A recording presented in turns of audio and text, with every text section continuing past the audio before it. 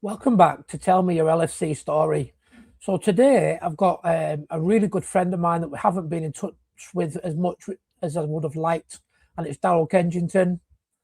And it's good to be How are you back. doing, Darrell? It's good to be back. I'm not too bad. Yourself? Yeah, really good, mate. Really tired. I mean, there's been a lot been going on with the channel. You might have already seen. I've got this series going, Yeah.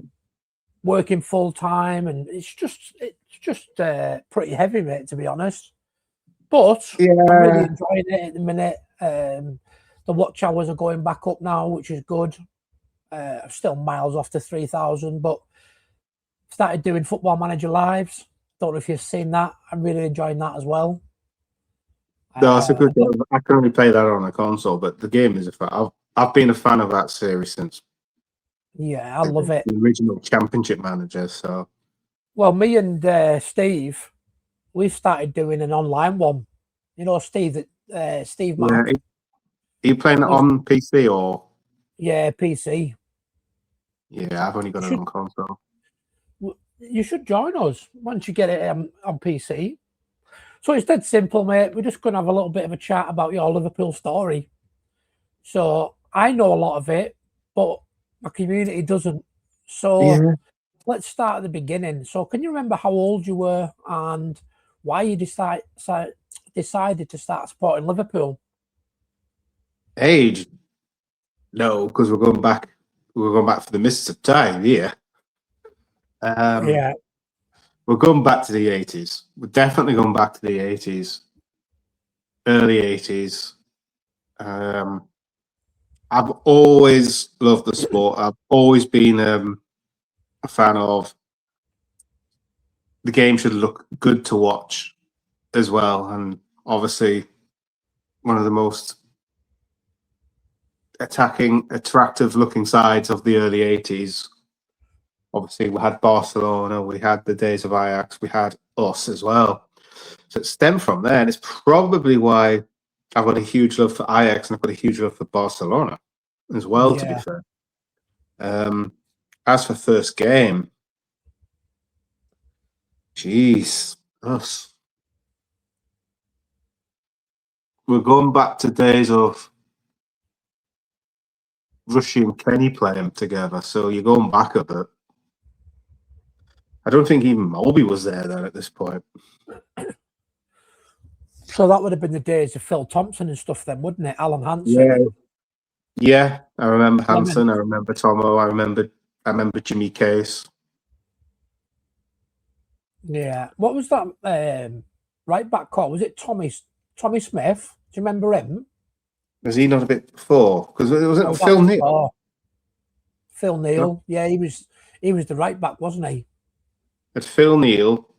I You had remember Phil Clement. Neal. I've seen like Phil Neal. My English isn't English. Gary Ablett, Steve Storr. I've seen them all over So the the, years. the team that I'm picturing would be Clements, Phil Neal, Alan Hansen, Phil Thompson, possibly Emlyn Hughes at left back. That's who I'm picturing. Well, you're going early 80s, you're going Grobbelaar and stuff, aren't you? As well. And then you've got like Souness, Some McMahon. names. Some That's names that's there. my that's the era I can think of for the 80s. Then Yeah, you've there's obviously some. got like Ray Kennedy, Alan Kennedy. Yeah, Uh, I remember like the Hazel era and stuff like that.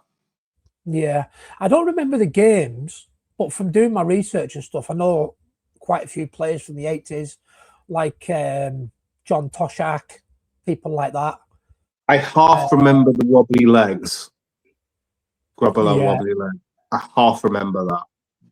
and then there was the original super sub David Fairclough.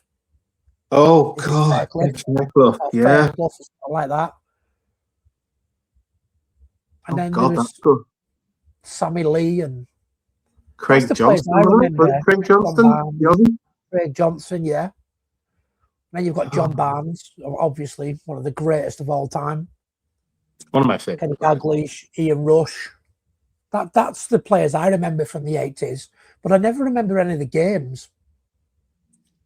I don't The really remember games, anything before I the think the 90s. game started sticking more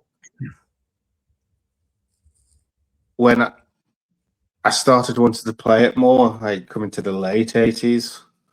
I think that's an era that's, I don't know why I remember more. Yeah. So I remember losing it in '89, and I remember the title winning season, which was the first season for years. I remember that season well. I remember the heavy win against Man U. I remember going toe to toe with Villa. They had a good side back then, didn't they, Villa? They've They always had a did have a decent very good side. side. And then you've got obviously United, Arsenal. Arsenal were always toe to toe with us, weren't they, in the 80s. Arsenal were good then. Man U weren't. That season, for example, 89-90, if you hadn't won the FA Cup, there was talks of Fergie getting the sack. They weren't playing very well. And then obviously something clicked for them. Yeah, I remember that. I remember Fergie didn't do very well, did he, when he first came? He was No, really struggling. no, he didn't. But that season, we had Aldridge scoring in his final game. And I remember watching the 9-0 against Palace. I saw that. And then obviously we had 2-0 at Selhurst Park. So I really thought the FA Cup was semi was going to be a walkover, because that season, Man U had Oldham. And just straight through against Oldham, we had Palace, and that we lost. Yeah, I remember that, because they had what was he called? Ian That Wright. Welsh Oh, lad. Is it Coleman or something like that? Chris Coleman or oh, something, was it? I think could he have been. played centre back, didn't he? That was the Pardew era of Palace, and Ian Wright. That might be And what I'm Mark thinking Bright, of. yeah. Mark Bright, Ian Wright, because it was Yeah. them two that scored, wasn't it? And that final, if I remember rightly, it went to a replay and Jim Leighton wasn't available for the final. That's what brought Les Seeley just ended up. I think that sort of spelled the end of Jim Leighton's Man U career, really. Yeah. So obviously, a few years later, they had Schmeichel, and then the rest of that. So That's another club, another story. Remember then? Yeah, but that's another club and another story. Yeah, exactly. So what was the first game you remember watching then? Maybe what was the old European Cup final against Roma? Because I remember the penalty. I remember the wobbly legs. I don't remember much of the game. You're going back to years ago, but I remember finding his antics in the goal line and the penalty shootout different. He was a wild one, Brucey, wasn't he? I think that's why it stuck, because of who he was. He was the Crown Prince. He was a joker. He was a character.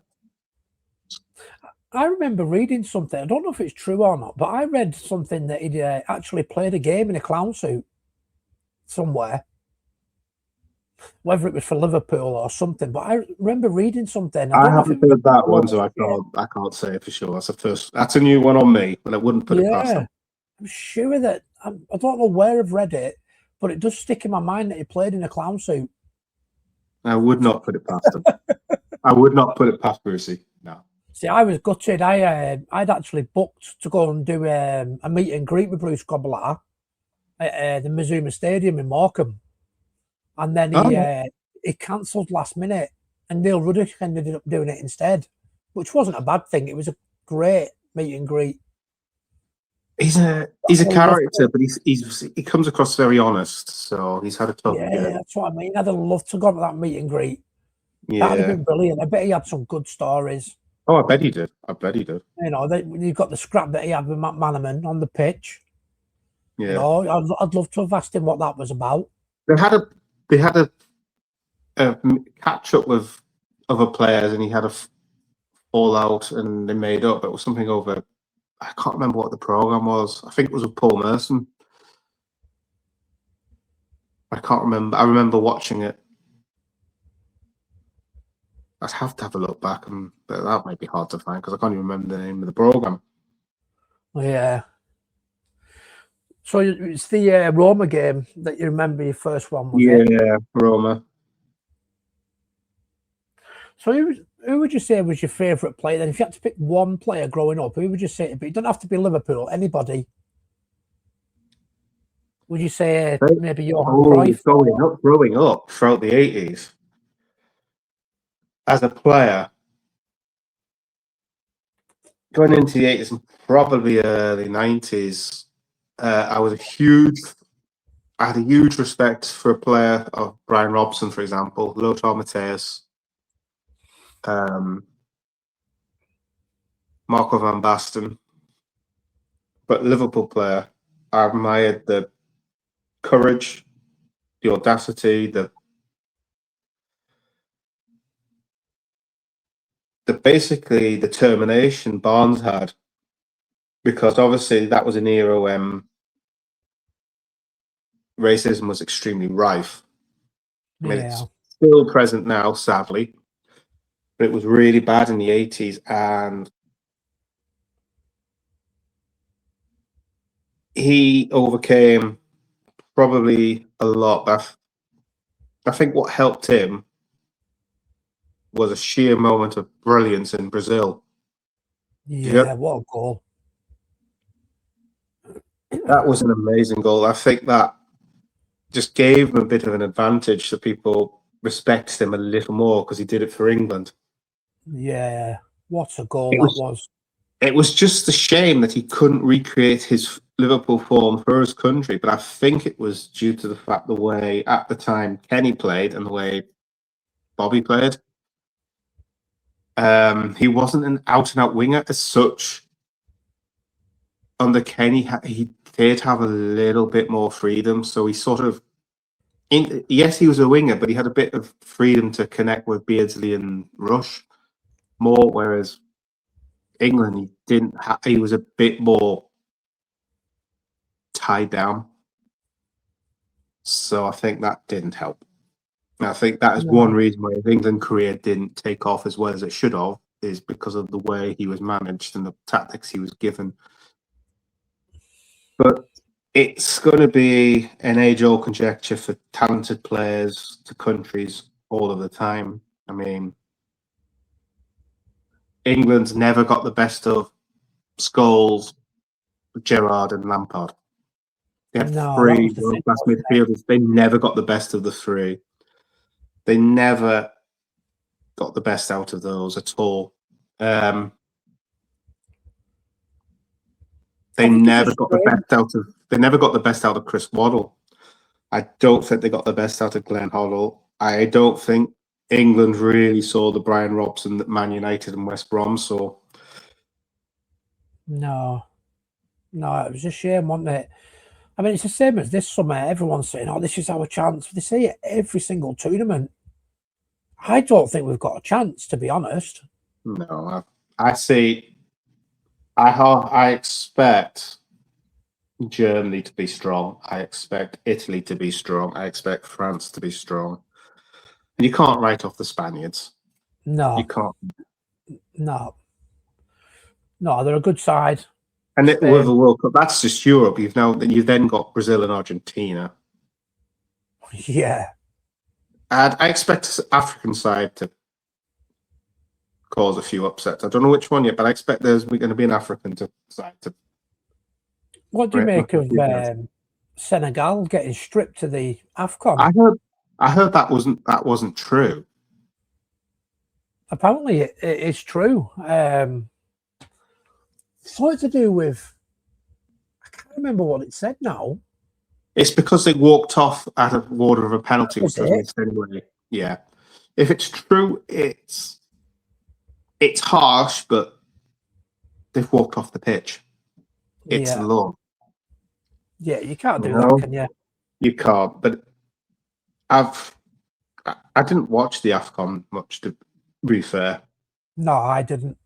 I don't really watch football anymore, to be honest with you, mate. I barely watch Liverpool.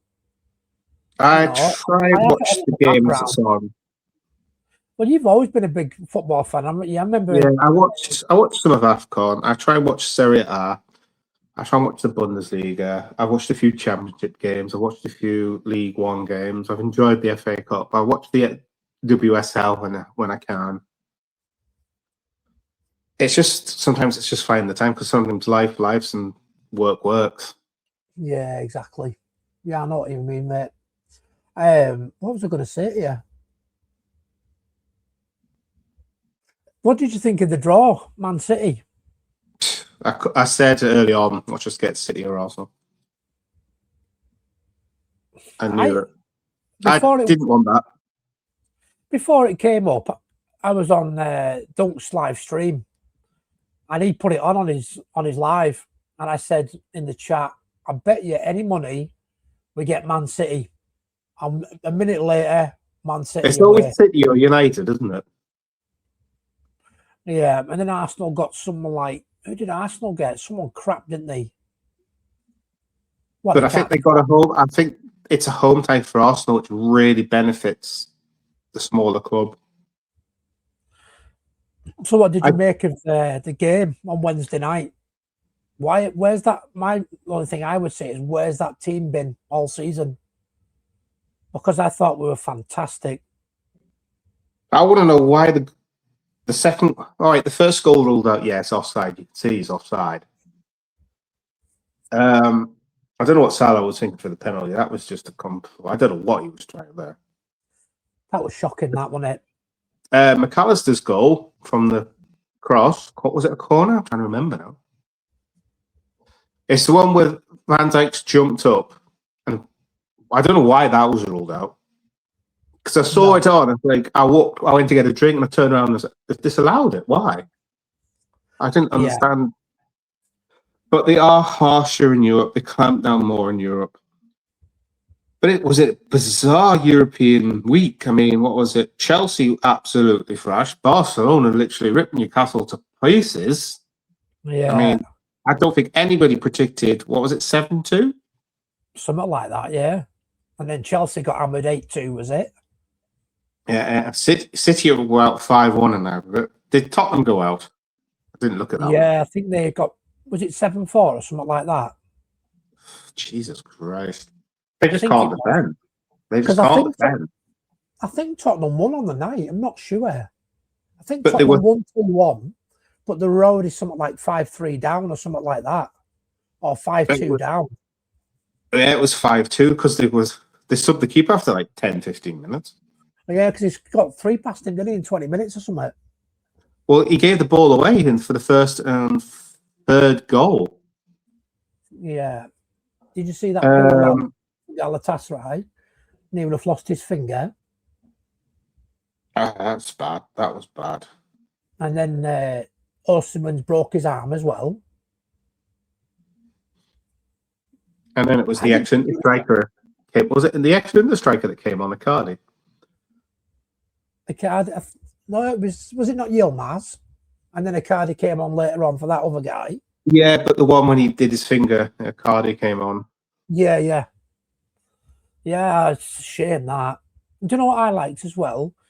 The way our supporters got behind him, because there was no Galatasaray fans in the stadium, was there? I just loved the way that side was clapping him, and I just think he was brilliant. You had one side clapping that poor lad, and then the rest of the stadium was clapping the corners and stuff. I just think we've got a fantastic fan base, haven't we? But the real work starts in the next match. Yeah. But Isak could be back for that, so that'd be good. If they play like they did in the second leg against Galatasaray, they stand a chance. If they play like they did in the first leg, they're out. Simple as. PSG and no mugs. They're the champions for a reason. Yeah, exactly. I mean, we played really well against them last year, didn't we? And then we got beat. We were playing better. And I think the team last year and the team this year, I can see it screams out why we've changed. it screams out why we're not doing as well. It's how Slot hasn't spotted this, I do not know. It's blatantly obvious. Or maybe it's just me. Yeah, but you should work for Liverpool, you, Darrell. You know football better than probably anybody I've ever known. You know, you can spot things a mile off. You know. Well, look at the midfield trio last year. McAllister, Dom, Grav. Grav was doing the pivot number 6 role to perfection. Dom was literally the workhorse. McAllister was probably the more creative out of them. No, Dom can be very creative. But McAllister keeps it. He's not a playmaker. He's keep it simple, keep it moving, keep it quick. He's not a possession-based type player. He's still creative, but he's not like think of Modric type midfielder. He's not like that. Yeah. So this year, we still have Grav, we still have Maka, we still have Dom. We've added probably one of the best creative possession-based midfielders in the game in Florian Wirtz. Yeah. So we are playing to the Wirtz style football. He wants to play his way, which is fine. I don't think we've got a team. No, definitely not. Fully capable. Salah can't do it. It's plain and simple. He can't do it. No. He has dropped off. That's another reason we've probably struggled. The drop off with Salah is ridiculous. Yeah. The assists have gone up, but I can guarantee the chances created and the chances taken have dropped. I don't know why. I don't know if his head's somewhere else. Because obviously we had the fallout and he was dropped for a period. Yeah, what did you make of that? I think it definitely I was expecting him gone in January. I really was expecting him gone in January. I don't think he'll be here next year. No, definitely not. I think the kick-off with Salah morning, do you think that saved Slotter's job? Because he must have been right on the edge, surely, before Salah came out with that interview. No, I don't think it will have. I think he has to win the Champions League this season or he's gone. And I don't think we've got a squad performing enough as a Champions League winning team. There's no way that team beats Real Madrid at playing at their fullest. Because Real Madrid I haven't seen them play since a lot. Who is there now? Because I haven't seen them play since Alonso left, so I don't know what they're like. It's a very, very similar team to last year. The only person they've really added is Trent. So and Dean Huyson. They're the only two I can think of. But then again, they are two world-class players. But Trent, for me, doesn't seem to have settled properly. I know he's had a couple of injuries, hasn't he? But yeah, I'm not reading too much into that. Dennis Bergkamp didn't settle when he came to England. Thierry Henry didn't settle when he came to England. Andrei Shevchenko never settled. Big players can. It does. Big world-class players can come. I don't think Man U saw the best of Juan Sebastian Veron. Chelsea did, but Man U didn't. It happens. We've had a few. Robinho didn't settle. Robinho didn't really settle. It happened. It's just one of those things. That's the same for us, though. I mean, you could say, we've had like Karl-Heinz Riedle, Fernando Morientes. Morientes didn't really settle. Riedle did better. Lippmann didn't really make it, did he? Leonardson wasn't great, but he was fantastic Was it Wimbledon we got him from or something like that? He was great there. You know, we've had some real good players that just didn't make it. Naby Keita, for example. Sometimes it's training. Sometimes it's training. It's style of play. Yeah, I mean, look at Keita. He was tearing it up in Germany, wasn't he? Hitting 30-yarders for fun. As soon as he come to England, he was injured all the time. Yeah, it happens. It's just there's no guarantee that the transfer is going to work. Every transfer is a risk, depending whether it's 600k or 150 million. It's all a risk. It's just the 150 million ones get more profile because of the cash and the fuel all around it. They're all a risk. Talking about transfers, is there a player that you could pick? It doesn't have to be one. You can do a few if you like. That we missed out on that you thought, oh, I wish we'd have got him. The example I've been giving everybody is Cristiano Ronaldo. We had a formally bid accepted, didn't we? And he ended up going to United for 12.8 or something like that. Who was the Liverpool manager at the time? Well, Julia. I don't think he would have worked. Not with a Julia team. Not with a Julia team. What he needed at that time, he needed a strong manager who took no rubbish, so to speak. Yeah. He had Fergie. Was Julia, if it'd been Rafa or Klopp, different. Not Julia. I don't think Julia was a very authoritative manager. He was a very good tactical manager, but I think he's not like a Jose Mourinho. He's not a Jurgen Klopp. He's not a Fergie. He wasn't a my way goes type manager, and that's why I don't think he would have worked. In terms of players, I mean, I've got a list. I've got a list here. If you want to, I don't know if you remember these. So I've got Luis Figo. I'd have loved him. Class player. He didn't need. I don't know if you remember that. I don't remember it. This is just what people have said to me when I've been doing my interviews. I don't really remember Figo. I half remember it. Class player. Yeah, he was. And then I've got David Villa. Yeah, I remember that. He would have been brilliant. When he was at Valencia. Yeah. I think David Villa would have been fantastic for us.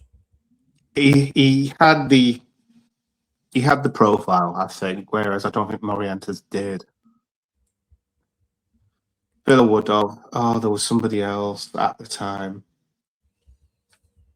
Obviously, one player I was gutted we didn't get, and we're going to be facing him in the next round of the Champions League. How about Skelly? Yeah. Yes, what a player he was. He is. I'm gutted we didn't get him. He's probably the most recent example.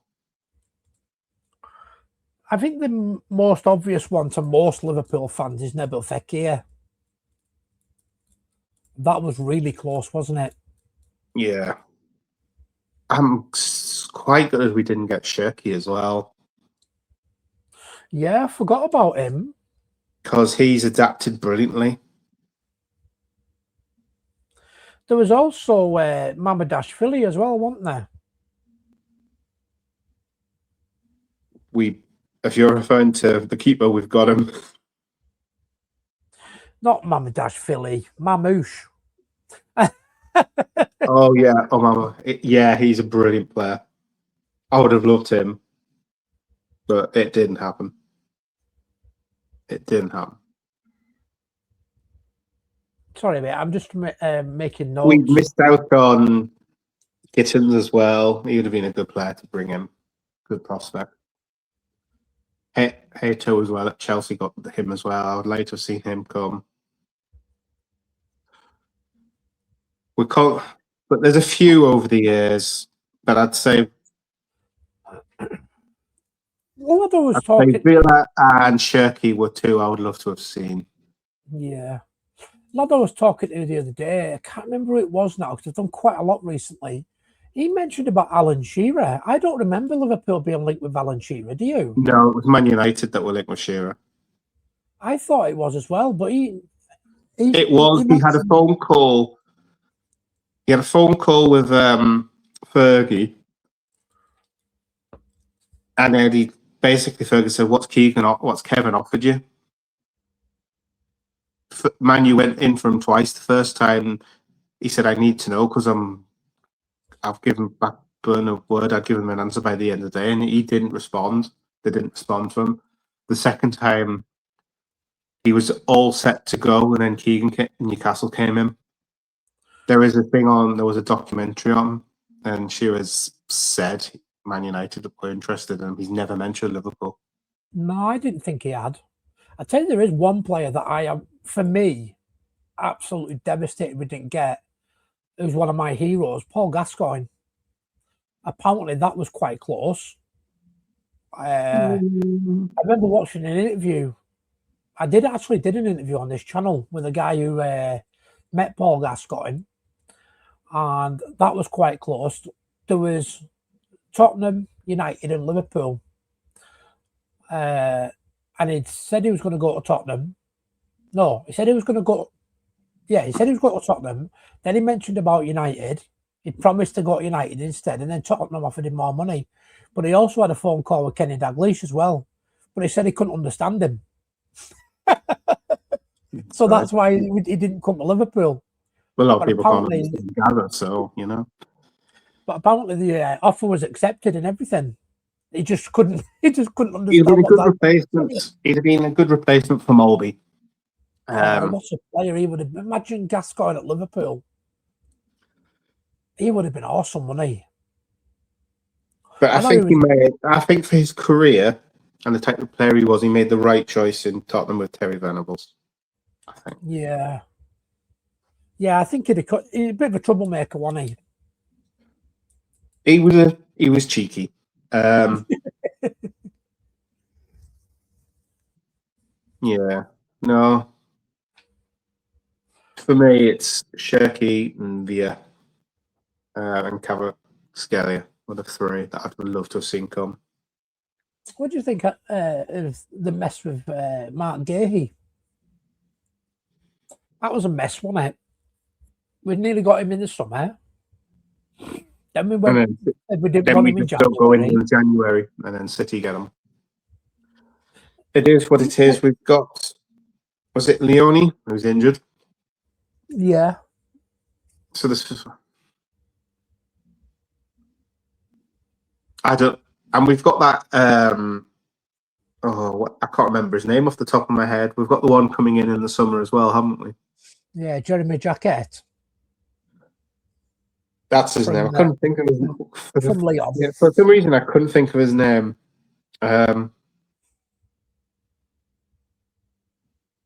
Well, have you seen much of him? Because I don't really know a great deal about him, if I'm honest. Have you seen much of him? I've seen bits. He looks decent, but I wouldn't say I saw him and thought, oh my God, we need to get this centre back. It wouldn't be like going into late 80s thinking, oh my God, we need to sign Paolo Maldini. Yeah. It's a lot of money, isn't it, for a 20-year-old? It is, but saying that, United did the same thing with Lenny Yoro, didn't he? And he seems to be doing all right now. Would you say he's a similar player to Yoro? No. Or would you say Yoro's better? I think they're slightly different. Which one would you? I'd say we've got a more athletic defender from what I've seen, but then again, he's coming into England, so that might completely change. Yeah, was it like a week after we'd signed him and he got injured for 6 months or something?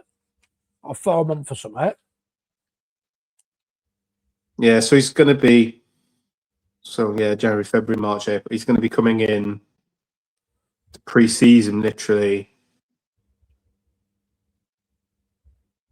rebuilding, recuperating, refresh. It's probably handy in a way. As in, at least we know exactly what his fitness level is, where we need to work.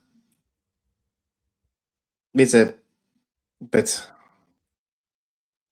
The match practice is going to be not there. The match, as you come into pre-season, at least you've had a season of behind, so at least you've broken in. Whereas he's going to be been out for months.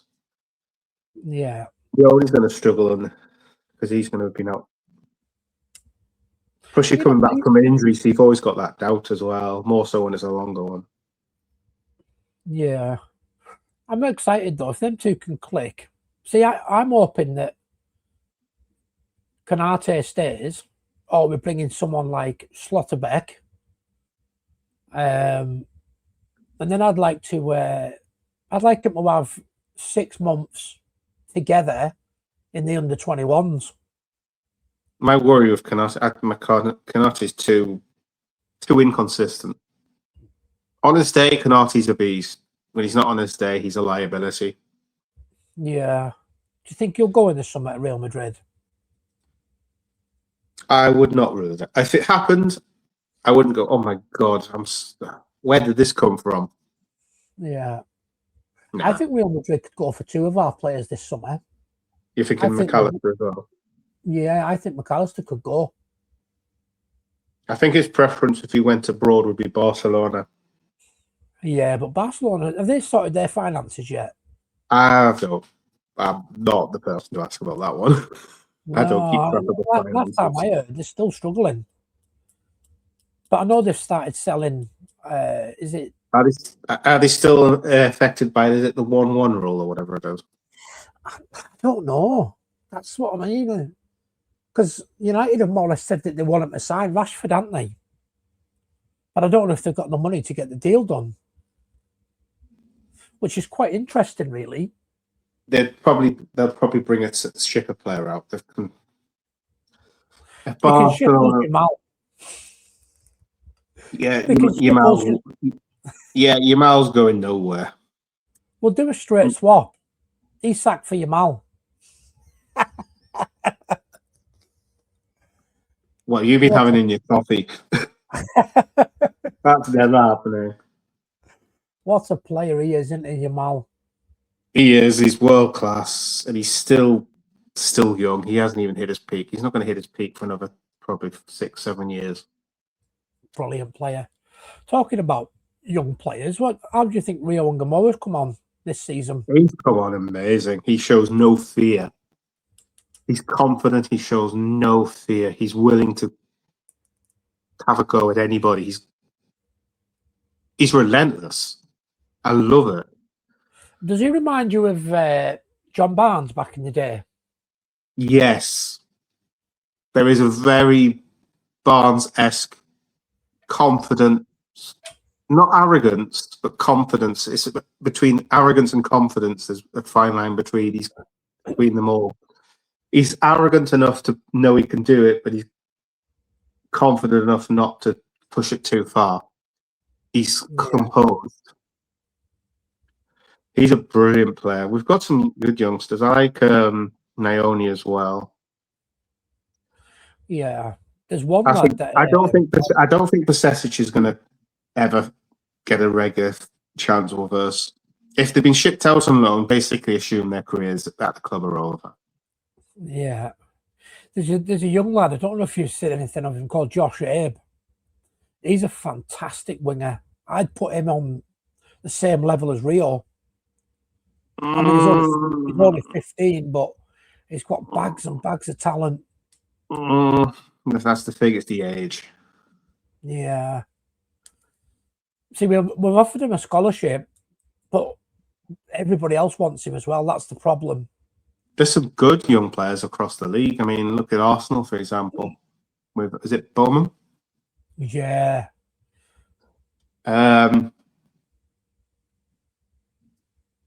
He's got a huge future ahead of him, as has Rio. Gittins at Chelsea has a huge future ahead of him. So's Hato. There's that young lad at Man West U Ham. have Man U have had some youngsters come in to cover, and they've done well. I mean, we forget there's a Maino still young as well.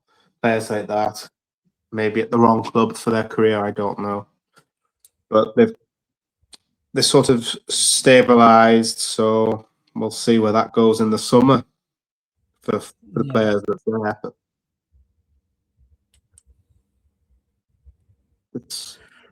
So, what was I going to say?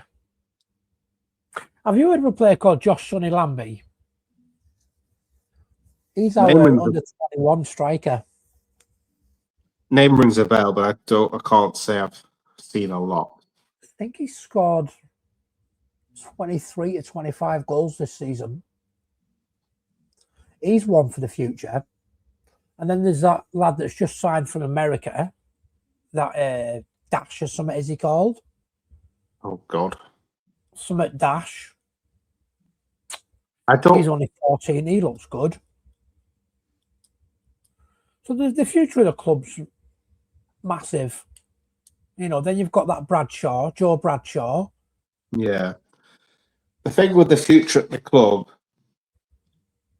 you can have the best prospects in the world. You could have the next. I'm going to throw a complete random name out there. You could have the next Maradona. You could have the next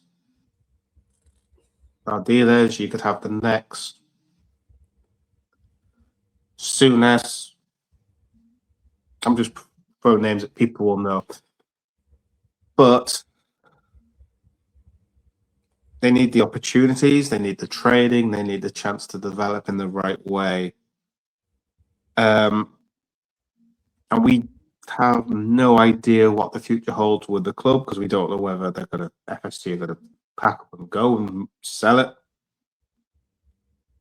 Because obviously, since the title, a lot of people's thoughts changed a bit on FSG, and now they're struggling. See what worries me? Arne Slot had said when he came in, didn't he? I'm not going to change the way Klopp played. I'm still going to use the youngsters. For me, he should have been playing Rio Ngamora a lot more. Cody Gakpo, for me, is too predictable. I think he could go in the summer. He's been linked with Bayern often enough, hasn't he? Yeah, I think he could go. I could see that. I think Gakpo and Salah could go. And I think we'll bring in that, is it Yan Diamandi? I think he'll come in. I've seen that name mentioned a few times. He looks like a good player from what I've seen, like clips. He's a good player. Is he the right player? Does anybody know what the right player is anymore? I don't think when he signed, I don't think anybody saw Mo Salah doing what he did. No, exactly. Nobody predicted that. I thought he might get a lot of assists, maybe chipping with like 10 goals a season. I never expected the numbers he's produced. No, he's not been great, has he? So we've quickly discussed about what you think's changed since last season. What do I think changed? Well, defensively, huge change defensively. One thing we are missing, it's obvious. If we needed to attack straight away from the back, what was the route? Yeah, more or less. That's gone. There is no right back, left back. There's no defender in the world that could pull off what Trent can do. The closest player we've had in assists to Trent is Robbo. Yeah. But they were doing it together. You've cut the defensive assists down by half, and so to speak, and probably even more so because Robbo hasn't been a regular. So there is one change. The midfield balance has changed. We're a more possession-based team, whereas last year we were not a possession-based team. We were literally... We did counter-attack. You can't say we didn't. We would hit teams on the break. Yeah. Now we're not a counter-attacking team. We're trying to control and win in possession. The only problem is you've got one of the most creative midfielders in the world, Florian Wirtz, who's very good possession-based. Szoboszlai is a workhorse and has also been playing at right back. Gravenberch is... I don't understand that at all. I understand it because of his energy, his workload, his ability to get stuck in, and his ability to create something. But his ability to create something isn't usually with passing. His ability to create something is he's a brilliant finisher. And he's such a good striker of the ball as well. But I think we've become more possession-based. So a lot of the time before, Trent would get Mo free and let Mo do his thing. Mo is kind of left on that right-hand side with a lot less support. With that less support, his numbers are dropping. It's obvious. He can still finish. We saw that with the goal. Yeah. But who set the goal up? Who put the little touch, the perfect, delicate little touch to create that chance? Was it Florian Wirtz? It was. Now think of a certain Brazilian who could do that. Ronaldinho. For Liverpool, up front, who would be the little one who would do a little touch here and there? Fabinho. Bobby Firmino, yeah. Remember the goal against Newcastle for one? Yeah. Yeah. Would you but say I think we're more possession-based. The style of play has changed, and I don't think it suits Gakpo. It really doesn't suit Gakpo. It hasn't helped. We've had Isak come in on the back of an injury, still with no pre-season, so he's finding his feet, as well as a new style of play, new teammates. He will probably suit better because of the way Eddie Howe plays. Eddie Howe was very press-based, very similar, but not as intense as Klopp. And then he got injured, so he hasn't really had time to adapt to settle. Ekatike has literally hit the ground running. I saw a thing on Twitter this thing. Do you miss Darwin? And it's like, or would you prefer Ekatike? And I saw people saying, oh, I miss Darwin. And I thought, how? The goal per games is the goals per game ratio is much higher with Ekatike. He's hit the ground running. He's been brilliant. Yeah. And I know people were skeptical of him coming at first. Yeah. I mean, me and you were talking about him months before, weren't we, on the on my channel and your channel? Mm-hmm. And we were saying, out of everybody, we'd take Ekatike above Isak, above everybody.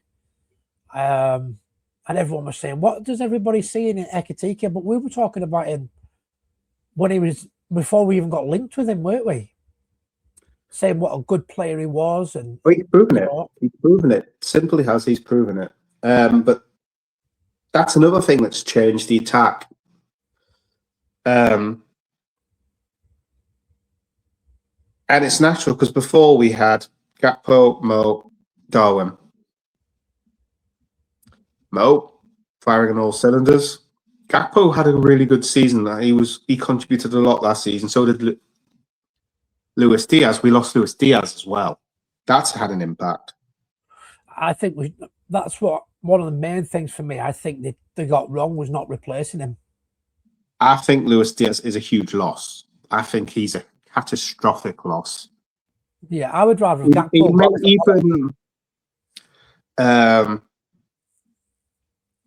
Yes, there was a period, I think January to about March, where he tailed off a bit and he wasn't really. And then again, you look at the team as a whole, the team at whole wasn't at its best. When the team was firing, he fired. He was absolutely sensational. But one thing he he was unpredictable. You didn't always know what he was going to do. No. I Um, really liked him. I thought he was a brilliant winger. Well, he is a brilliant and winger. another thing we had one change. We had to replace a striker who was probably the best natural finisher at the club. Gave everything.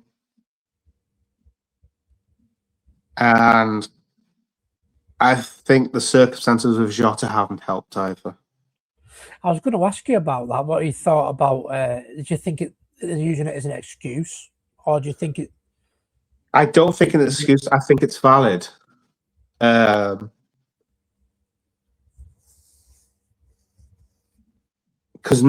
everybody is affected by grief differently. Obviously, the likes of Verts, Kirkes, Frimpong, Mamadashvili, Leone, who is injured. Maybe Chiesa to an extent. Won't really know him as well. You've got to think Jota came in the season after we won the title, so he came in 2021 season. So he'd been there for 5 years. Yeah, he'd been there for a while. So the likes of Alisson to Mo, Robbo was really good friends with Robbo, so it's clearly affected Robbo as well. And that's another thing that's changed the season as well. Players get older. Mo is getting older. Virgil's getting older. I just think in some areas of the pitch, players are not coping with the slight changes to the system, because you can't say the system hasn't changed. You watch them now. We're less dynamic. I definitely think we're more predictable, and also as well, I also think that Mo Salah was badly affected from the loss of Diogo Jota. I think that's one of the main reasons why he's tailed off so badly. They had a good relationship. You can see they it were on very close, weren't they? I mean, the wives used to hang around with each other and everything, didn't they? Yeah. So I don't think one thing is a key to the drop off. I think it's a culmination of things. It's an addition of little things added up that put together. We've also got adding to the fact. Look at the last year. Man City dropped off. Arsenal dropped off. Man U dropped off. Chelsea dropped off. Everybody dropped off. We didn't. Yeah.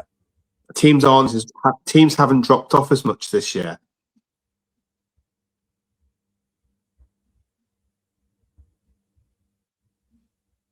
So I think that's had an impact as well. Yeah. So what I was going to ask you, what if Arne Slot goes like we expect? Who do you think, or who would you like to replace him? And then I'm going to read you something. Get your thoughts on it. It's rumored to be Alonso that's coming in, isn't it? There's a lot of rumours about Alonso, but there's something here that's from an analyst called Matt Slater. No, this will be interesting. It says why FSG has dropped its multi-club ownership plans. So Simon van Kerschhoven, a former consultant for City Football Group, who now runs 2 football consultancies, believes there are 4 major reasons why FSG has not progressed in its multi-club ownership plans. The first is that it seems to be very risk adverse.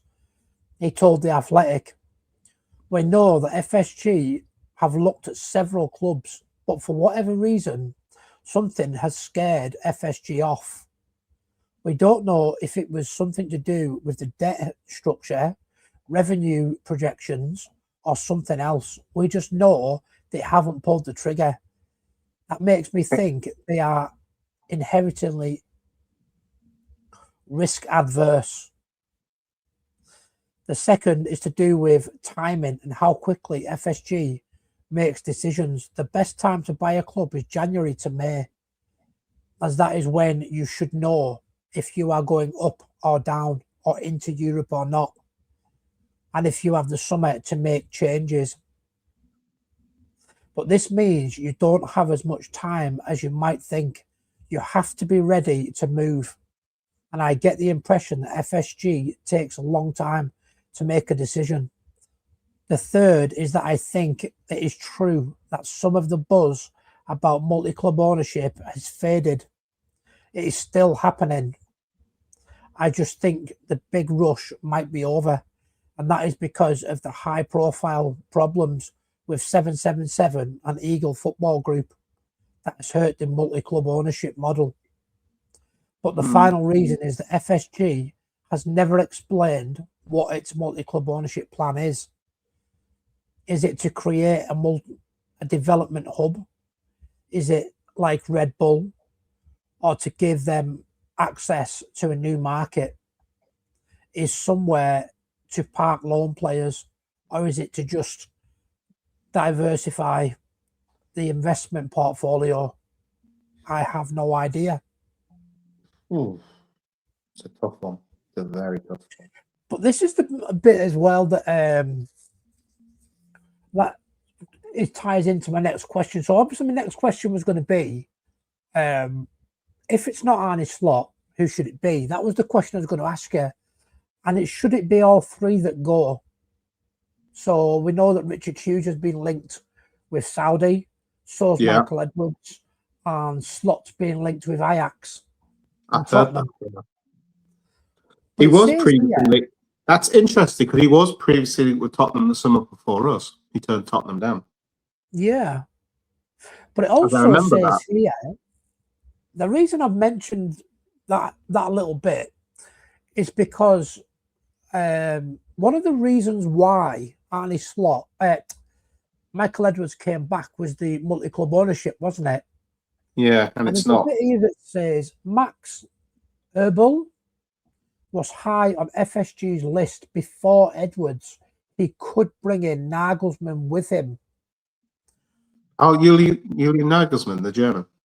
Yeah, and this Max Erb or Elb or whatever you call him, he was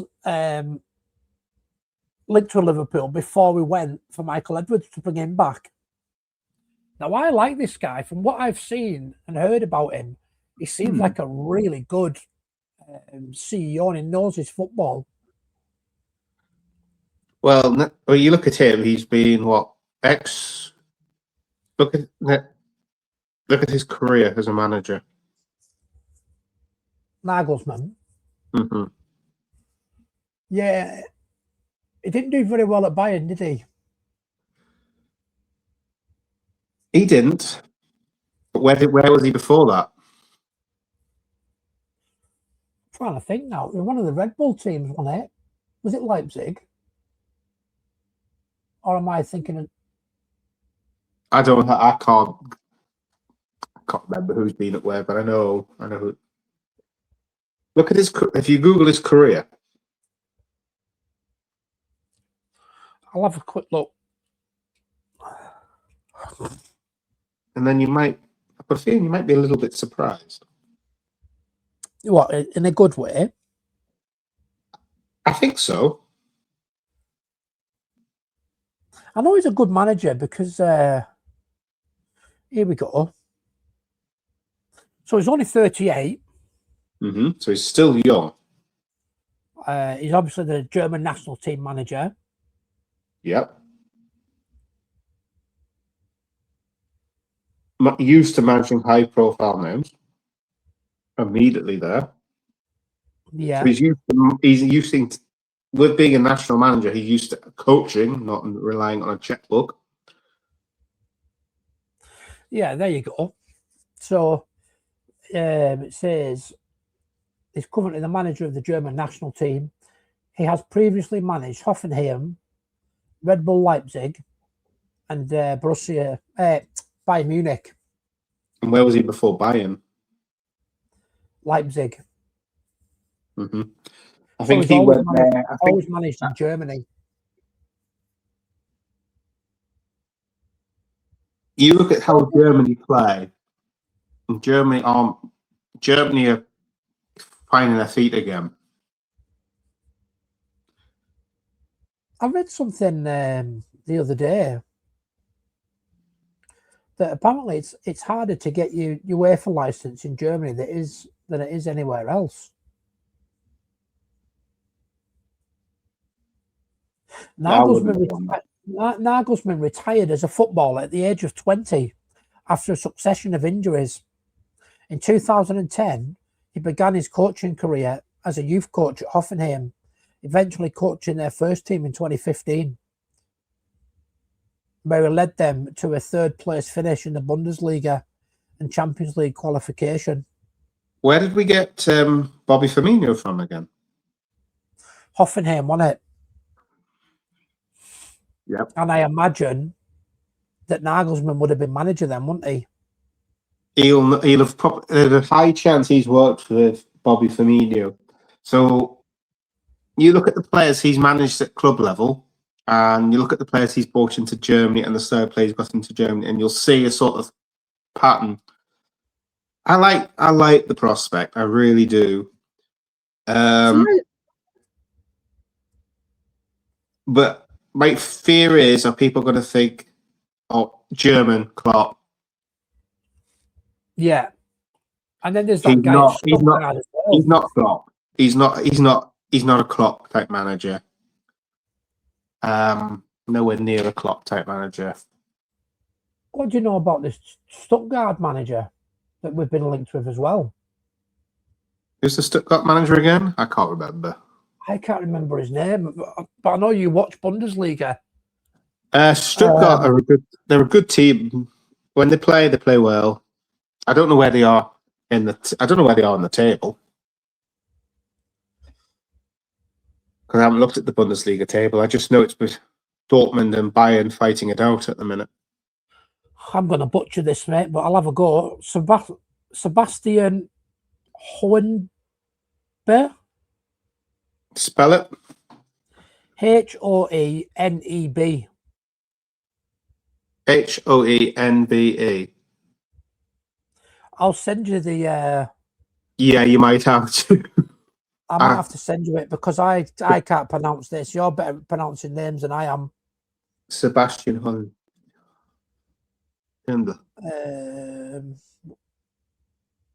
I don't know much about him as a character, to be fair.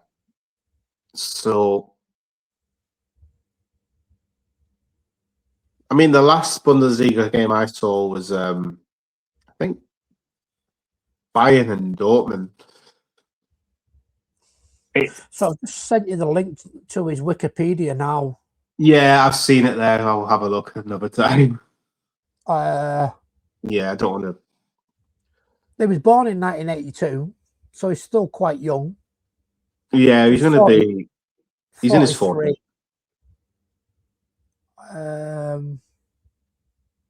He used to be a midfielder for Hertha. I don't know a great deal about him, but I know we've been linked with him. Then obviously Nagelsmann, Alonso. I don't know, to be honest. I mean, obviously I want Alonso. My dream would be Alonso, Gerrard, get rid of Richard Hughes, get rid of Edwards and bring Klopp in as CEO. That's what I would like to see. And maybe Thiago as well on the coaching team. Talking of Klopp, after the Tottenham game, did you see the video? There's a video going around where Klopp's absolutely furious. Goes to it shows you a picture of him at John Kennedy Airport. He's stuffing slot in the suitcase and he's back in the media room. Yeah, I'd love Klopp to come back, but see, that's a question I was going to ask you. So, how did you feel when Jurgen Klopp announced he was leaving, and would you bring him back? If I was absolutely gutted. I was really gutted. I've been a fan of Klopp since his Dortmund days and Mainz days. I've been a fan of him as a manager for a long time. He was one of my favourite managers. For him to come to the club was like a dream come true. I was absolutely over the moon when because I remember we were linked with him, and I think we were linked with Roberto Martinez at the time. And then I got seeing reports Klopp's coming. I was like, no, we're not getting Klopp. And Klopp signed, and I was absolutely over the moon. And then when I heard the news that he was going at the end of the season, I was upset. I was emotional. It really did not sink in. I felt it. The last game at Wolves, we won, and he said his farewells. That hit. I thought, you can't follow that? How do you follow genius? I don't know how Slot did it, but he did. Part of me thinks more. I think it was more luck and the fact he didn't change anything. How fair do you think it is, the comments that say that Slot did it with Klopp's team, but Klopp didn't do it with that team? Do you think it's fair to say that? No, because there was a change in tactics, there was a change in style, there was a change in the way the team was managed. You look at that opening game, would Quans have been hauled off at half-time by Klopp? Because was Quans not called off at half-time and Canate on? Yeah. And that was a period where he lost his confidence. But he's done really well in Germany since. Yeah. He's settled really well over there. He's a good player. He is a really good player. I think him moving was a bad move, but a good move. Bad move for the club because we had a prospect there that could do well. Good move for the player because he's found his feet. But yeah, no, I don't think it's fair. Yes, it's the same players pretty much. Obviously, our kids are into the mix. A player that's been treated abysmally, in my view. So, did you see his interview about Calvin Ramsey? No, I didn't. Oh, he absolutely slated him. Somebody asked him why he's not playing Calvin Ramsey. And I haven't seen the interview. From what I've been told, he basically slated him in the press conference. Which I don't think Calvin... I need to look at that interview because I haven't actually seen it. If he's slated a player publicly in a press conference, for me personally, that means that the manager in question has lost the team. You do not. If you're going to criticize a player, fair enough. If it's open, positive criticism, constructive criticism. But you don't slate and berate a player publicly. I don't think that is the correct way to do things. That's what your training grounds for. What it shows publicly is your emotions. Yes, you're allowed to show emotions to a limit, but I think there's a line shouldn't be crossed, and there are lines being crossed. I don't believe in players being singled out in public. I don't like it. No, I don't. Yeah, because for me personally, you got to look at the bigger picture. What if that player has family and kids are at school, their friends see it, you can cause so much damage personally for a family. I don't agree with that. Exactly. No, I don't. But I haven't seen the interview. But is it fair going back?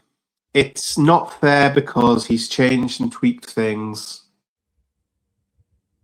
But is it fair? It's kind of, you can see the argument because it's the exact same team, but just a slight tweak.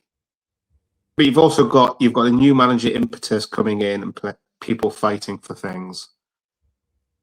Maybe things have got too safe for the players before. They knew the role, they knew what was expected. A Slot's come in, new name, they don't know where to stand. I think by March, we knew who the favourites were. We knew that no matter how well he performed in training, no matter what he did the previous game, Chiesa was not getting a game. No, I don't know what Chiesa has done to him. There's obviously there, and we've seen it this year. There's a fallout with Salah. We know there's been a fallout there, and he publicly said it as well. So I think.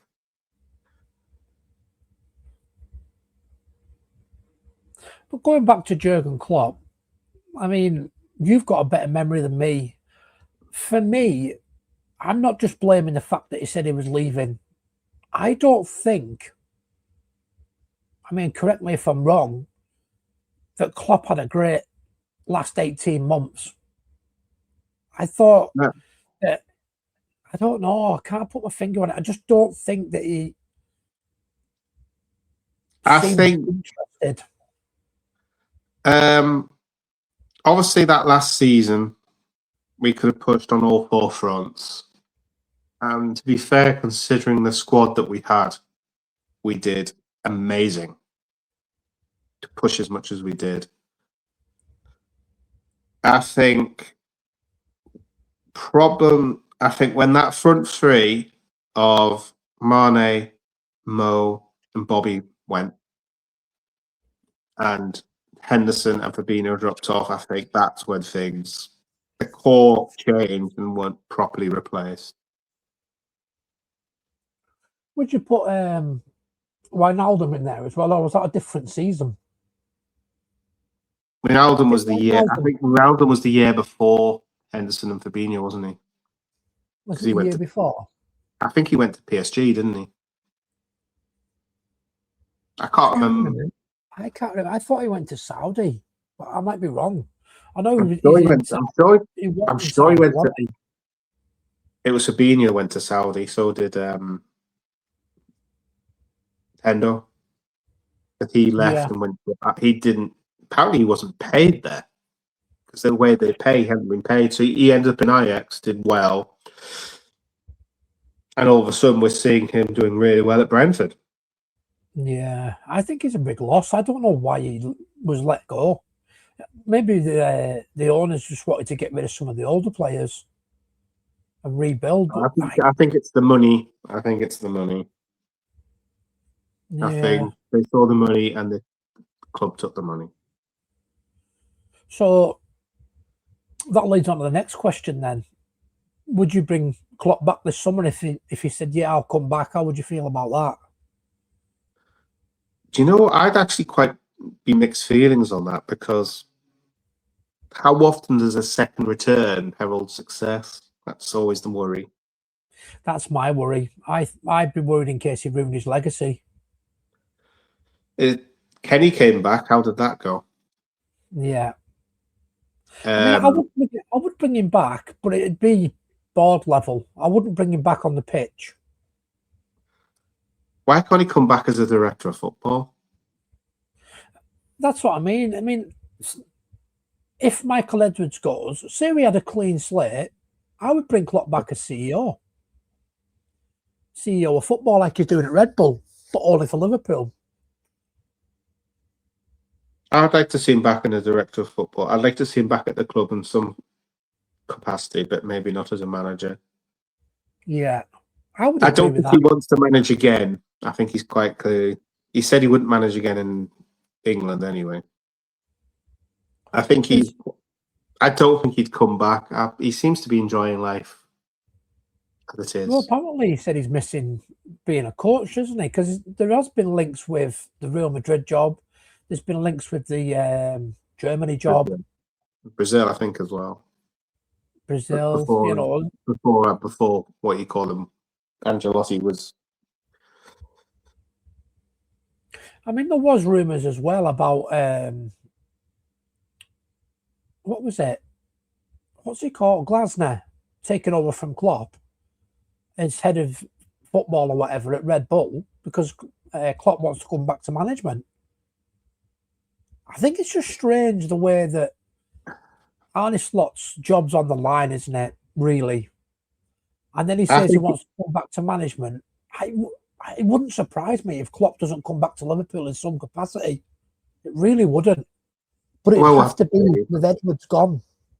I don't think he would work with Edwards. No, they won't. we know the history there. So I don't know. I'd like him back, but not as a manager. I don't. I'd be just if the legacy is strong. I don't want it to be tarnished. Maybe that's just me being personal. So we've covered your favourite player, which is John Barnes. The next one's the flip side of it. Who's the worst player you think Liverpool have ever signed?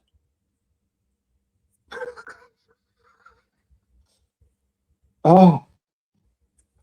Or should we just discount the Roy Hodgson signings? This one. Let's just forget Roy Hodgson never graced the doors of Anfield. El Hadji Diouf. What a complete waste of time. Yeah. Why always me, Mr. Balotelli? Why? Why him? Yeah, Brendan Rodgers said he wasn't coming, didn't he? I'm not signing Balotelli, then he came. Gibril Cisse, I don't think was a hit. No. Anybody that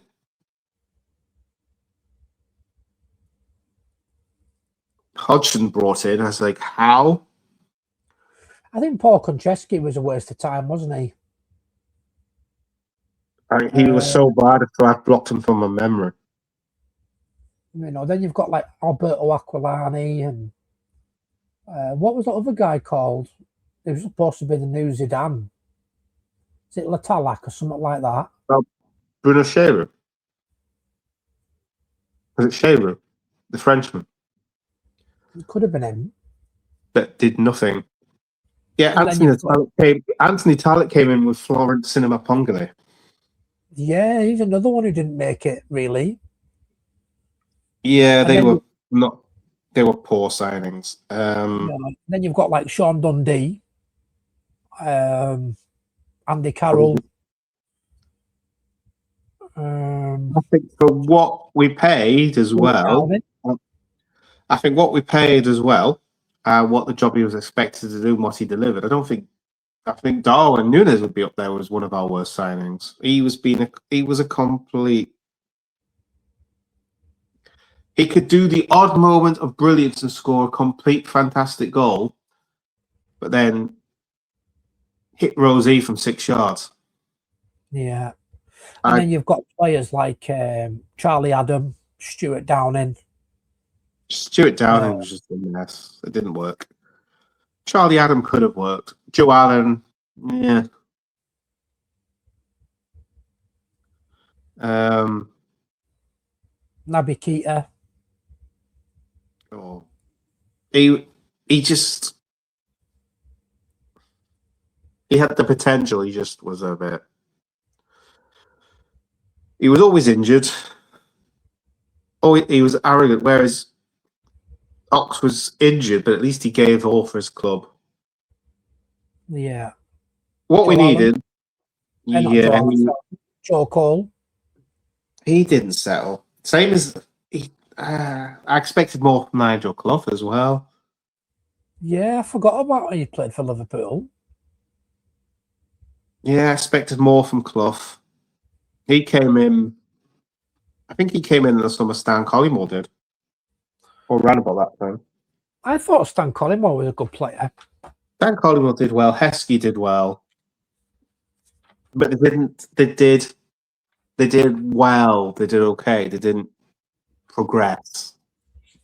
No. We haven't had players that have come in and literally carry the team or push the team on. So we haven't had a Mo. Whereas you'd expect players for big money to do what at the time to push on, like say Mo could do or Luis Suarez could do. When you think Luis Suarez and Andy Carroll were roughly same fee points, one did phenomenally well. One, well, less is said of that, the better. But Yeah, I still to this day can't work out the reasoning for Andy Carroll other than the panic. yeah, it was a disaster, that, wasn't it? Absolute disaster. So I'm just looking at my notes now. For me, if I was to pick one, and I've said this all along, it has to be Diouf. I just thought he wasn't just a bad player, it was just his attitude and spitting at the crowd. And I just thought he was a filthy player. And as soon as you start on Gerrard and Carragher, it's game over.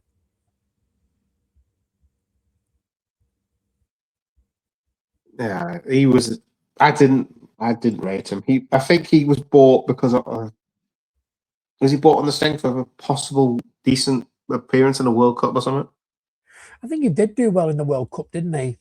For Senegal, him and was it what was he called? Salif Diao or something like that. Oh, did he come in at the same time? Yeah, Salif Diao came in as well and did very little. Yeah. Right, so let's do something fun. Tell me your Liverpool Premier League 11 of all time. Yeah. Ooh, gold. All time. This is going to be hard because we're going back to 1992. It's a difficult one, but it's also fun as well. Am I picking players at the so obviously Barnes and Rush were in the Premier League, but at the end of their era? If I'm going to pick them that they played the Premier League but could have them at any peak of their career, in goal, it's Alisson. He's the best we've had for a long time. I can't pick Mamardashvili yet because I haven't seen enough of him in England.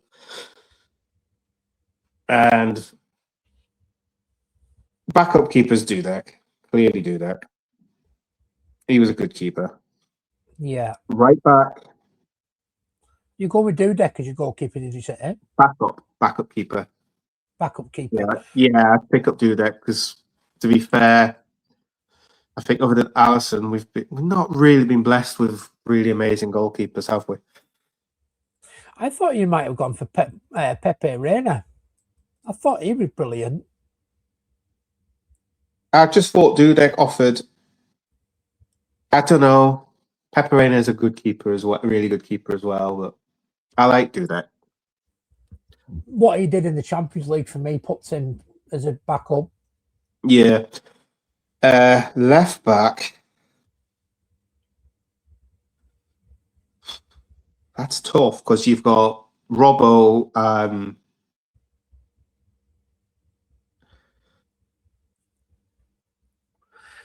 You know who we've got? We've got the Norwegian, haven't we? Oh, yeah.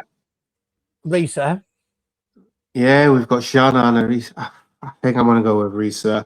Much as I like Robbo, I have a lot of time for Robbo. Right back. The best right back we've had in years. You can't replace Trent. Sorry. No, I'd agree with that. Centre backs is interesting. Virgil van Dijk has to be in there because I can't think of a better centre back we've had in the past 20 years, 30 years. Partnering him. You know what? I'm going to throw in Sami Hyypiä. Sami Hyypiä. That's who I would have chose. But somebody threw a and Virgil van Dijk. Because Virgil van Dijk is quick. He's incredibly good at reading the game. Sami Hyypiä was really good at controlling a defence. Midfield. Oh, this is going to be fun. Let me throw a curveball at you before we go into midfield. Joe Matip. Brilliant defender. Absolutely. I didn't think. I went exactly the same as what you've just said so far is what I've gone for on my team. But then somebody threw, I can't remember who it was, but somebody threw Matip in there. And I thought, oh, that's a good shout. He'd be a backup. He'd be a backup. I don't think he's as. I think he's just a step below those two. Because for me, midfield. Joe Matip was the original. Give me that ball and I'll run up the pitch with it. He was. Do you know what I mean? He was the original centre back for me. Well, for Liverpool anyway. I don't know about other clubs, but for Liverpool, he basically made that what it is today for us. Yeah. If I go midfield, What you formation are you going for? can't not have Gerrard in there. No, you can't not have Gerrard. I went for 4-3-3. I'm doing 4-3-3. I'm going to go Gerrard.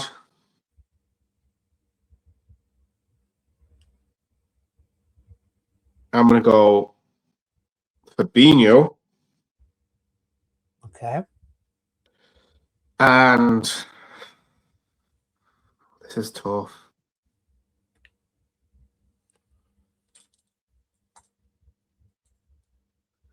And because he technically was still part of the club, I believe, in the Premier League era.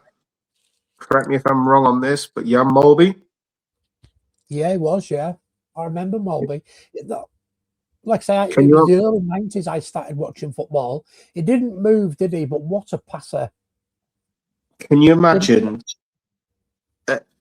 the options of Trent, Gerrard, and Molby in the midfield? And Soboslai, to be fair. Well, I'm going to go Gerrard, Fabinho, Molby. Nice, I like that. Up front, this is the difficult one now, isn't it? It was for me. I'm going Mo. I'm going Barnes.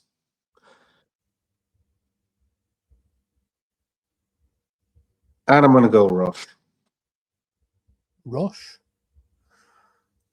Nice. So my team, I went there.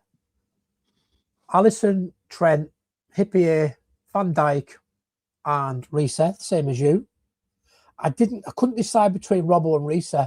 Midfield, I went for Gerrard, captain, Mascherano and Alonso. Ooh. And then up front, I went Mo, Robbie, and Mane. Whereas I've seen Barnes. I've seen Barnes rip defences apart. Barnes didn't show any fear. And I just think the way Barnes played with the freedom and the creativity and the confidence and the ability to showcase his stuff versus what Mo could do. They could both score, they could both create. And in there you need a predator. And for me, yes, Owen could score goals, Robbie could score goals, Luis Suarez could score goals. TK can score. We know Isak can finish. But I don't think in the past 30 odd years, I don't think there's been a striker at this club more feared than Ian Rush. Well, I don't think his record will ever be beaten, will it? No. So you picture a prime Salah, a prime Barnes, and a prime Rush in the front three. They've been deadly, wouldn't it? Absolutely deadly. You just think the number of chances last year Nunes missed, like an open goal, predator type situation. You just think Rush in that situation, that's him. I think, though, to be fair, as good as Ian Rush was, I don't think he was as natural a finisher as Robbie Fowler. I think Robbie Fowler's probably the most natural finisher we've possibly ever had. Because he could do everything, couldn't he? Yeah. But what Robbie Fowler couldn't do, Robbie Fowler wouldn't be in the 6-yard box for that tap-in. He wasn't. He may be the better natural finisher, but was he the better natural striker? Yeah. And he didn't have Rush's size either. Wasn't Rush like 6 foot or something? I don't know. Robbie Fowler's like 5'8", 5'9" or something. I couldn't tell you. But yeah, look at them. Just look at them. This is an interesting one for you because I know that you're quite deep into this sort of stuff, and Oh God, I think can't be put on the spot here. I think you're going to enjoy this question.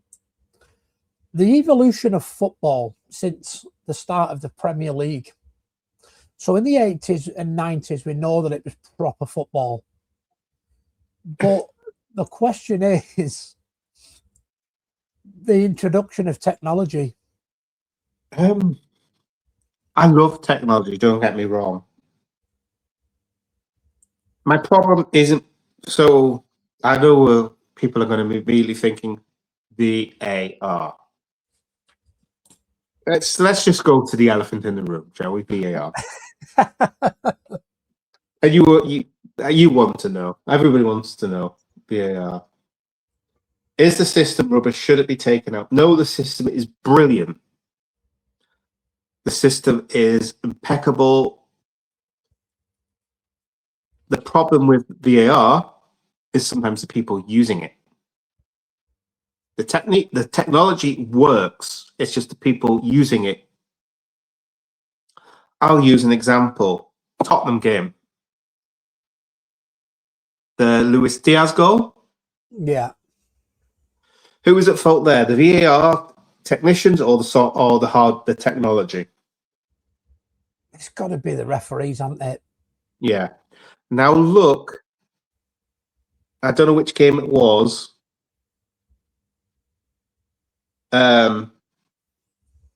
Was it Mo Salah with a goal with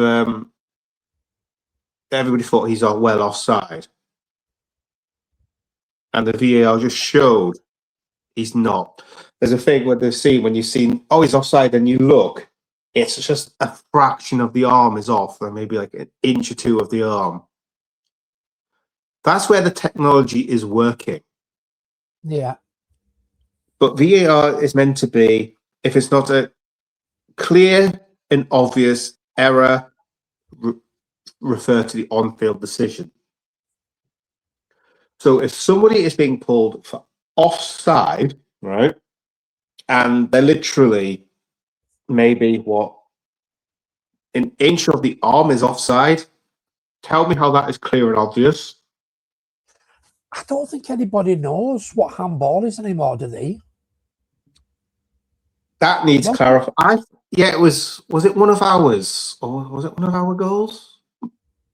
There was one goal ruled out because they'd headed it and it hit here. Yeah. And then they put it in. Now the thing was, I thought if it was here to here, basically the shirt sleeve, it is not handball. If it was below the sleeve, it's handball. No, it hit here. Yeah. So it's come off head here in. But then that is not to me. That's not a handball. No, it's not. See, I always thought handball was deliberate. You can't. Say it comes off your knee and hits your hand, and you're trying to get your arm out of the way. That shouldn't be handball. No, it shouldn't. You but did it. I think they need to redefine the handball.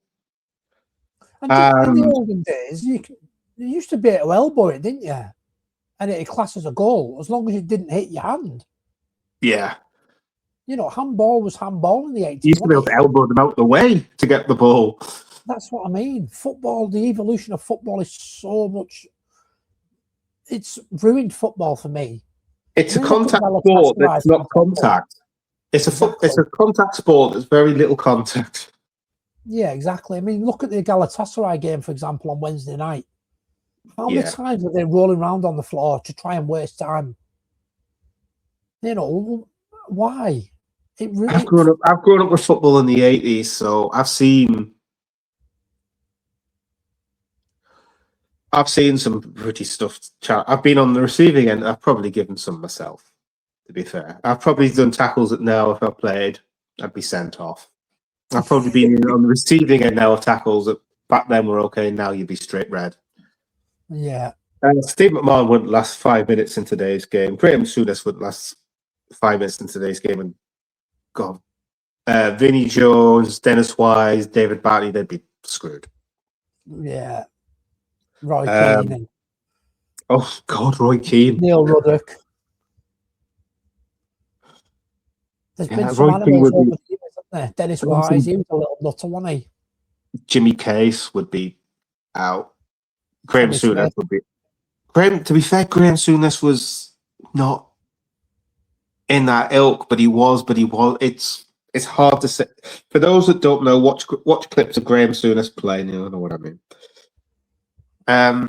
Technology, but there's been problems where has it let us down or not? There was the Newcastle Arsenal game where they didn't know whether it crossed the line, and they put the ball in, and then there was other thing, but they didn't know if it crossed the line.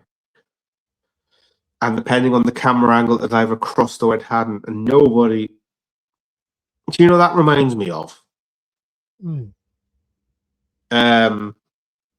Luis Garcia, Chelsea. Yeah. Yeah, that's for me the only good thing. I mean, like you say, VAR, it's not VAR's fault as such, it's people are using it. I think the people. Goal line technology was fantastic addition. That's the one I do really like. I don't. They've brought the new semi-offside, automated offside in. To be fair, has it helped? I don't think it has really.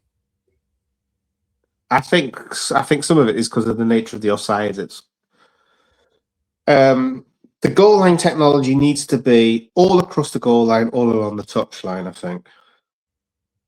Do you think eventually that AI will end up running VAR? I hope to God not.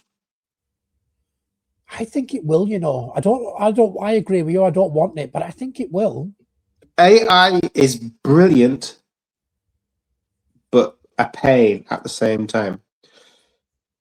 The thing is, a friend of mine tried to show an example of using AI to tell a story and put parameters in, and that's what be a certain length. AI couldn't cope. No. AI is good as a creative tool at the moment. But in terms of replicating human, I just don't think AI. I think that's years away. Yeah. I think if people are expecting AI to be taking over anytime soon, they'd be watching too many sci-fi things. To be fair, yeah. I just don't think AI is anywhere near ready. No. Well, I don't think it'll be ready in our lifetime. No. I think it'll be at least 2038, 40 before AI is like ready for the big push. I'd say at least another 15 years. I don't want AI in. I think for any sport, it's got to be human controlled. Yeah. I don't think any competitive sport, I don't think the human element should be removed in any aspect of it. No, I agree. Because at the end of the day, to err is to human, and I think if you take away the odd error, much as yes, we complain about it, yes, we moan about it, probably when we've had, we think that goal was definitely a goal, and sometimes at times the decision is right, but you just feel angry. McAllister's goal on Wednesday night was definitely not right. That decision was not right. No. But Newcastle have been on the receiving end of that with PSG. They had one. It happens. Yeah. It swings and roundabouts. We've had lucky decisions go against us and go for us. It happens to every club. So yes, you may get 1,000 decisions and get 950 go correctly and 50 go against you. But that's what keeps the drama and the edge on the sport. Take that away, I feel you lose the sport. Yeah, that's very true. I don't like relying on AI. For creative No, thing, yes, because it can give you inspiration, but not for controlling or. So if you want to create a poster for something, yeah, it's fantastic at creating thumbnails and stuff, isn't it? but no. And Grok's really good for scripts, finding you searching all your information for you.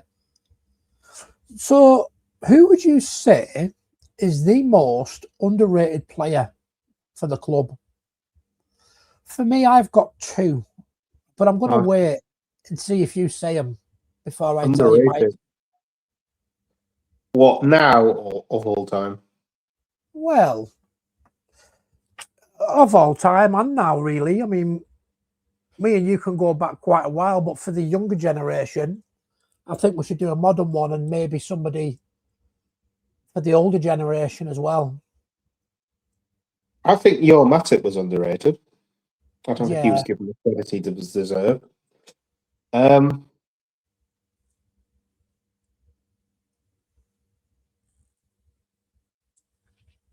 don't think Origi was given the credit he was deserved. Yes, he got the acclaim as a super sub.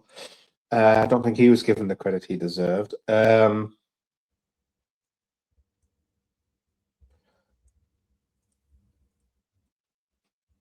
One player that never everybody, for example, the title winning season, the Champions League winning season, people spoke about Hendo, they spoke about Mo, they spoke about Mane, they spoke about Virgil.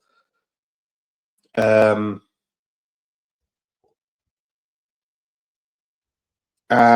who was Mr. Consistency, always in the background? Didn't always play, but when he played, he gave 100%. Milner. Milner, yeah. I've got two. I'll tell you my two, and you can give your opinion what you think. I'm going to go back a little bit, so the younger generation won't remember him, but you definitely will. Rob Jones. I think he was. Oh my God! Underrated. He came from.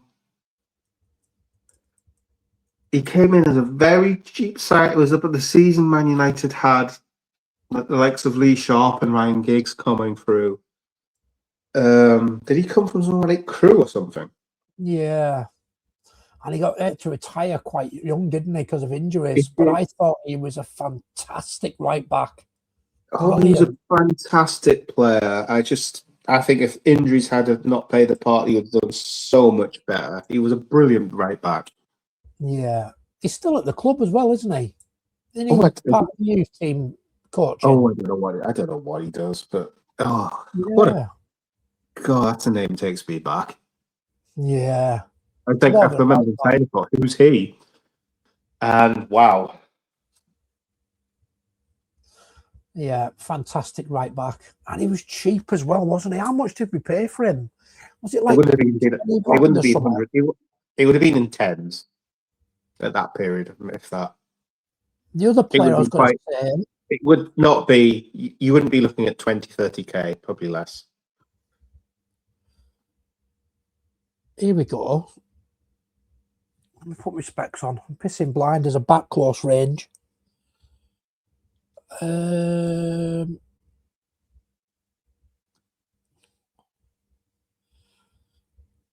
you want to talk about the other player that I just was going to say to you, Bobby Firmino, when I have a look at this, I think he was underrated. Oh, he was. He was... I think he was only underrated due to the fact Mo and Mane was so... in the headlines more. And I think there was the tiny little, at one point, a little bit of a disagreement with the pair of them. But he quietly did his job.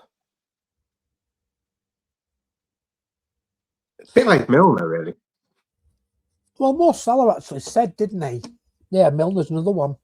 Mo Salah and Mane both said they wouldn't have had the goals and assists if it wasn't for Bobby. So I'm quite surprised with this, Darrell. 300 grand we paid for him. Yeah, he was cheap. He was cheap. I thought it was less than that. I thought it was about 20 grand. No, he was about 200, 300k. We signed him on the 4th of October 1991, a month before his 20th birthday. What a player. What does it say? Yeah, like about his injuries. Oh, when you went about the 400k, I thought you were about Fabinho. I thought I didn't realise we paid 400 for Jones. Yeah, 300 grand for Rob Jones. Jeez. Well, I suppose that was the area. Firmino was That was 30 million, wasn't it? yeah, I suppose 30, 34, I think. Maybe less. So it says here that he made his debut for the Reds on the 6th of October 1991, just 48 hours after he signed on at Anfield with a game at Old Trafford, where he excelled against Giggs. Yes, his debut was against Man U, and he was absolutely sensational. Yeah, Mark Ryan Giggs out of the game. Yes, he did. God. I'm just trying to find out when he retired. It was the late 90s, I think. Here we go. He died about 27, 28, didn't he? I don't. August 1999. Yeah. Was it to do with shin splints or something? It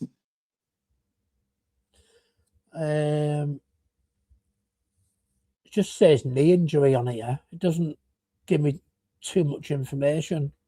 But that was when he was at West Ham. He wasn't actually at Liverpool when he retired. No, he'd moved on by then.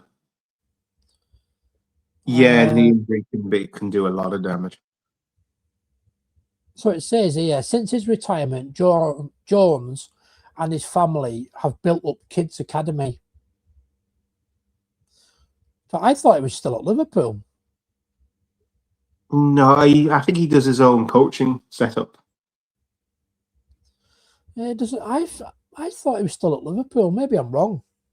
I know he does his own coaching thing. I didn't know he might have contacts with the club still, but I couldn't have confirmed whether he was right there part time. But he does. He does his own stuff. Yeah, I thought it was Rob Jones and McManaman that did a lot with the under-18s. McManaman, I think, does. Yeah, I thought it was Rob Jones as well, but maybe I'm wrong. Who knows? So there's not a lot more to ask you, mate, really, to be honest. How long have we been doing? Jesus, it is like an hour and 3/4, so it doesn't say it. I looked up before and it was like 40 minutes. I know, an hour later. It flies by, doesn't it?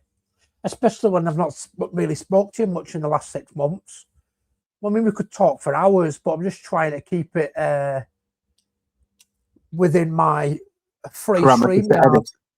Yeah, the parameters of also editing as well, because an under 2 hour video would be a lot easier to edit than, say, a 4 hour video.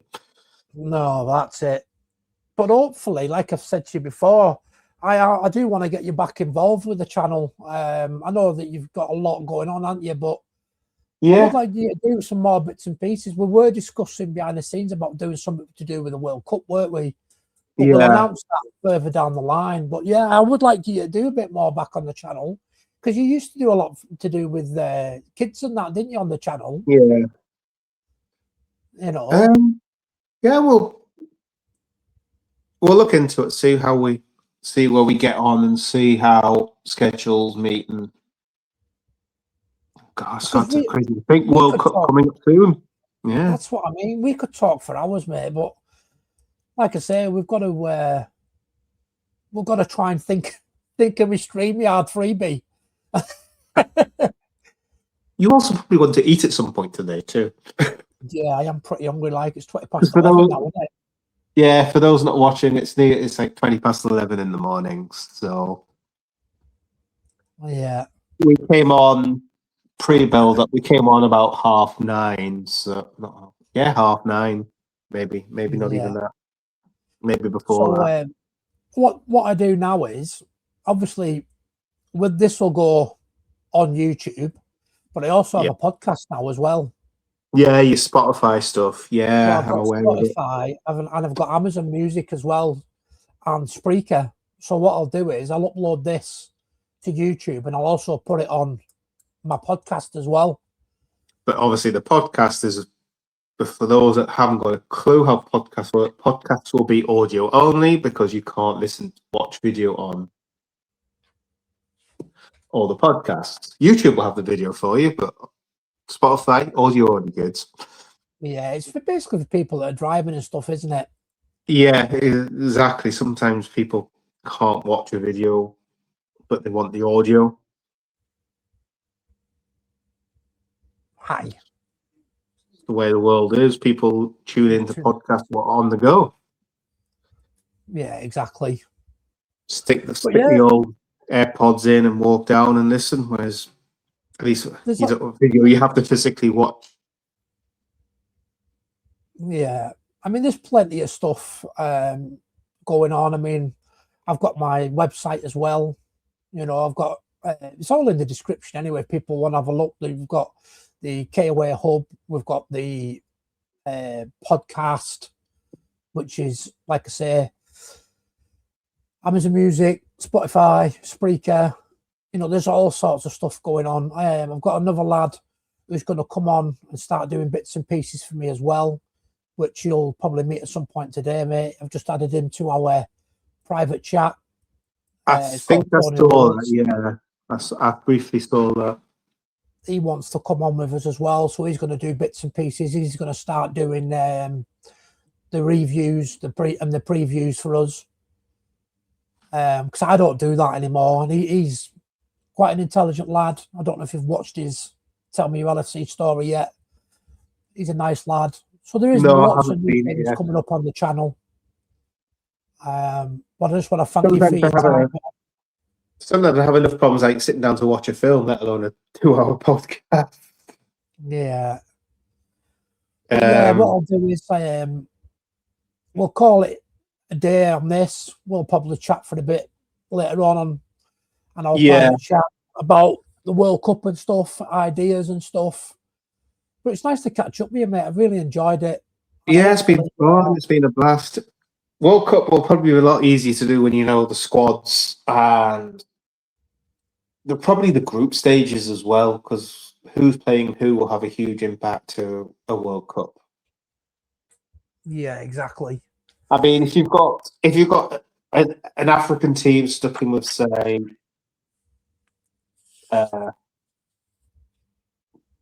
just going to use teams of that ilk because I can't exactly remember off the top of my head of every nation in the World Cup. If you put them in with an Australia and a Norway and Papua New Guinea, they might stand a chance of qualifying ahead of, say, if they're stuck in with, say, a Portugal, an Argentina, and a Spain. Yeah. So who you're paired with makes a huge difference to your progression in the World Cup. I'm really looking forward to it. It's more teams this year as well, isn't it? It's a bigger tournament. Isn't it 48 teams? Yeah, I think so. I'm sure I'd seen somewhere that it's 48 this time. Because usually it's 32, isn't it? That's okay, just bring it on. I think it was 32. So it's going to be harder to watch some of the games because where's the tournament again? It's in America, isn't it? America, Mexico, and somewhere else, isn't it? So they're all going to be at like 2 o'clock in the morning. Canada. They're all going to be like 2, 3 in the morning, the games, aren't they? Yeah, that's the thing, isn't it? That's going to be the issue. Well, we'll talk. They might not do a World Cup thing. I'm just thinking of ideas. World Cup thing, I think, is a good idea because it's going to be a topical subject come the summer. Yeah, you may as well take advantage of doing something where it's promoted for you by a big international tournament. And the joys of it as well this time is we've got actually 3 home nations in there and possibly Northern Ireland as well. Oh, because there's still everybody talk about, isn't there? Because there's still the playoffs, the last places to be decided, isn't there? Yeah. So that's another reason why it's a whole fight, because we don't know exactly everybody who's in. Yeah. But yeah, Exciting times. It is, mate. Is there anything you want to talk about before we shoot off? No, I think we've covered. We haven't covered what positions you think we should do. Oh, positions. I think we need. I think we need more. I think we need more cover at the back. Definitely need more cover at the back. We need another left winger. We need a natural number 6, and I think we're going to need a replacement for Mo. Yeah, and Cody Gakpo. Oh, And Robertson if he goes, because I can't see Simicast staying. no, I've completely forgot about it. He's been obviously away. The Greek Scouser, or the Scouse Greek. Yeah. One of them will go. One of them will. I definitely think we'll get a winger. I think that's a no-brainer. At least one. I think centre back will be as well. I think centre back number 6. Centre back, definitely. I would say we possibly need a left back, centre back, number 6, and 2 wingers. I'd say 5 players. Do you remember we were linked with a certain midfielder from Spain? Didn't get him. And then he goes to Arsenal. He's at Arsenal. Oh, yeah. Zubimendi. Mm-hmm. Not doing too bad for Arsenal, is he? No. But I think the other lad's doing better. The other Spanish lad, isn't he? Is it Moreno or something like that? Yeah, different type of player. He's had a good season. Do you think Arsenal bottled it? No. I think when City threw it at West Ham, I think they've given the impetus now. There's what? How many games left? 7, 8 games? Like that. Arsenal's point gap is 9 on City. Yeah, it's not. The thing is, they're renowned for it, City, Arsenal, aren't they? They've bottled it But so many. Arsenal have dropped off by now, normally. They're looking good, to be fair. But I read somewhere that they spent like £1 billion or something on the club, on the squad since Arteta took over. Yeah. I think they'll do it. I believe it. I believe they'll do it. I think if you're going to win a title, you don't throw away wins against West Ham. No, that's very true. If the only positive thing City have got is they've got no other competitions other than the FA Cup to focus on. That'll be a good game this weekend, won't it? They've got the Carabao Cup final this weekend as well. Yeah. Who are you fancying for that? I think I'm going to go Arsenal on penalties. I'm going to wait till I've seen the lineups. I think the lineups. About our game tomorrow against Brighton. Depends who plays again. Do you think he'll go for the similar team that beat? He needs to. Needs to keep that consistency. I think that's the only chop and change every week. You can't chop and change every week. We don't know what we're getting each week. Yeah, I mean, for me though, Klopp did the same thing. He's burning the players out, isn't he? But to be fair, I did read somewhere that he's giving the players 3 days off a week. I don't know how true that is, but that's a lot of days off, isn't it? When you're not doing great. Yeah, maybe that could be something to do with it as well. Oh, we don't know. There's going to be lots of speculation. So. Yeah.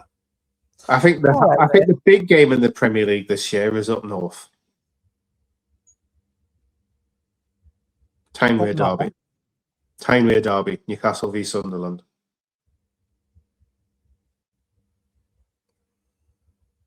That's a big game. Yeah. I love them type of games, Sunderland and Newcastle and stuff like that. They're all big games, aren't they? Yeah, I love the derbies. Yeah. Oh, well, mate. It's been great talking to you. And to you. We'll definitely be chatting more often. Yeah, definitely. There will be other stuff that we do I'm just glad that you're back on the channel where you should be, back where you belong. It's nice to be here. It really is. Yeah. So, guys, what we'll do is going to call it a day. I've got another interview for you with Scott Cheetham coming up today, but that won't get posted until